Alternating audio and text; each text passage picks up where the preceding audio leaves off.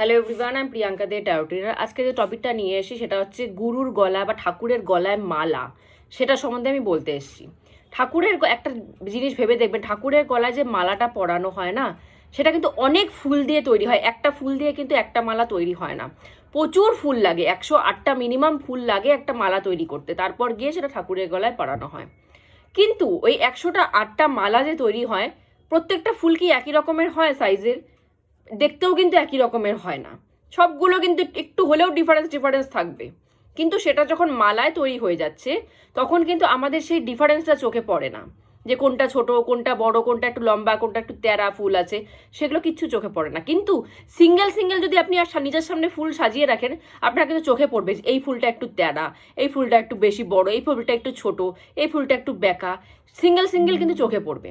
কিন্তু সেটাকে যদি মালায় পরিণত করা হয়, তাহলে কিন্তু আপনার চোখে পড়বে না যে কোনটা ছোট কোনটা বড়, কোনটা তেরা কোনটা বেঁকা, কিচ্ছু চোখে কিন্তু পড়বে না। তো সেটা বোঝানোর জন্য বলছি যে আমরা যখন সিঙ্গেল সিঙ্গেল একা একা মানুষ থাকি না, আমাদের প্রচুর খুঁত বেরোয় যায়, মানুষ খুঁত বের করতে পারে, অনেক প্রবলেম হয়ে যায় যেগুলো তো আমরা সলিউশন খুঁজে পাই না, সাহায্যের জন্য হেল্পের জন্য কাউকে পাই না।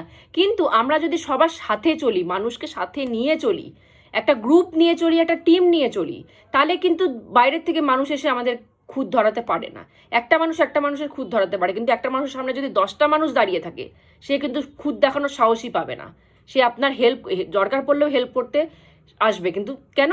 তার পিছনে 10টা লোক আরও দাঁড়িয়ে আছে, তো আমিও যাই। যেমন তেল তেল মাথায় মানুষ তেল ঢালতে পছন্দ করে, সেরকম একটা মানুষের পেছনে যদি 10টা মানুষ দাঁড়িয়ে থাকে, অন্য মানুষও ছুটে আসবে হেল্প করতে।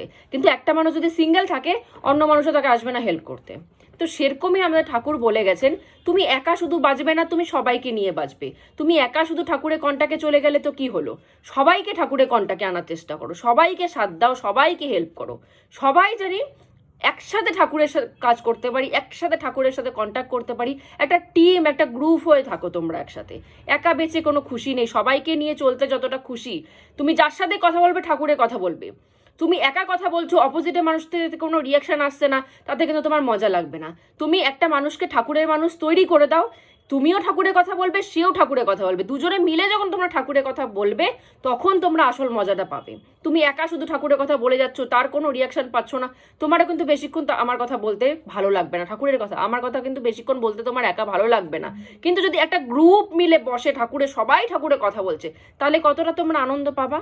তো সেরকমই তোমরা শুধু নিজে দীক্ষিত হবা না, নিজে ঠাকুরের সাথে কন্ট্যাক্ট করবা না, সবাইকে ঠাকুরের সাথে কন্ট্যাক্ট করবা, ঠাকুরের কাছে যেতে বলবা, ঠাকুরের সাথে কানেকশন করাবা, তাহলে গিয়ে আসল মজাটা কিন্তু তোমরা পাবা। তো আজকে এখানেই শেষ করছি। জয় গুরু।